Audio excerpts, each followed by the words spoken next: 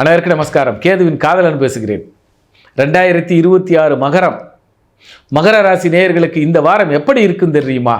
அலைந்து திரிந்து ஓடி உழைத்து எப்பொழுது ஓய்வு கிடைக்கும், எப்பொழுது ரெஸ்ட் கிடைக்கும், எப்பொழுது நாம் சற்று மன நிறைவோடு இருப்போம் என்றால் இந்த வாரம் உங்களுக்கு ஓய்வான வாரம், இந்த வாரம் கற்பனை நிறைந்த வாரம், இந்த வாரம் தொழிலில் ஒரு சுணக்கத்தை மட்டுமே அப்படி என்று ஒரு மனசாந்தி பெரும் வாரம்.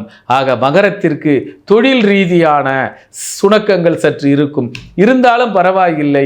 போன வாரம் நல்லா இருந்தது, அதுக்கு முன்னாடி நல்லா இருந்தது, போன மாதம் நல்லா இருந்தோம், இந்த மாதம் கொஞ்சம் டல்லாக தான் இருக்கும்.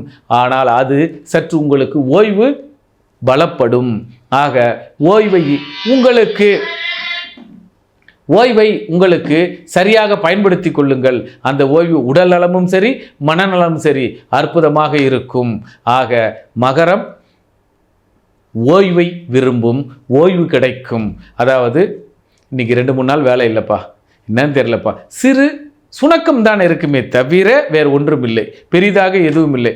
இந்த ஓய்வை நீங்கள் சரியாக எப்படி பயன்படுத்தி கொள்ள வேண்டும் என்றால், உங்களுடைய குலதெய்வத்திற்கும் உங்களுடைய குருமார்களுக்கும் அல்லது நீங்கள் இதனால் வரை செல்ல வேண்டும் என்று எண்ணி இருந்த அந்த கோயில்களுக்கு ஆன்மீக யாத்திரைக்கு சென்று உங்களுடைய கோரிக்கையையும் உங்களுடைய பல நாள் கனவுகளையும் பல நாள் ஏக்கங்களையும் தீர்த்து வைத்துக் கொள்ளுங்கள்.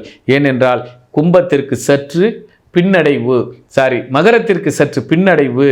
அதனால் கோயில் கும்பாபிஷேகங்களில் கலந்து கொள்ளுங்கள், உங்கள் மன சந்தோஷத்தை பூர்த்தி செய்து கொள்ளுங்கள்.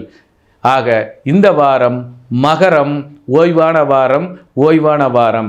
ஓய்வுகளில் நல்ல செயல்களை செய்து குடும்பத்திற்கும் மகிழ்ச்சிக்கும் உங்களுடைய உறவுக்கு மகிழ்ச்சிக்கும் சந்தோஷமாக கொண்டாடுங்கள்.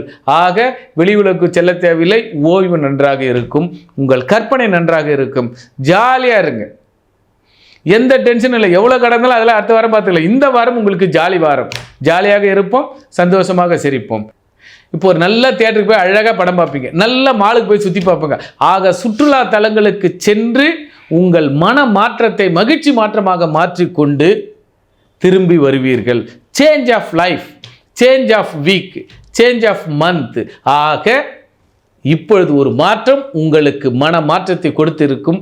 அதன் பிறகு ரீபூஸ்ட். நீங்கள் அதுக்கு அடுத்த வாரம் உங்களுடைய வேகமும் உத்வேகமும் சீரும் சிறப்புமாக இருக்கும். ஆக மகரத்திற்கு ஓய்வு, சந்தோஷம், உல்லாசம்.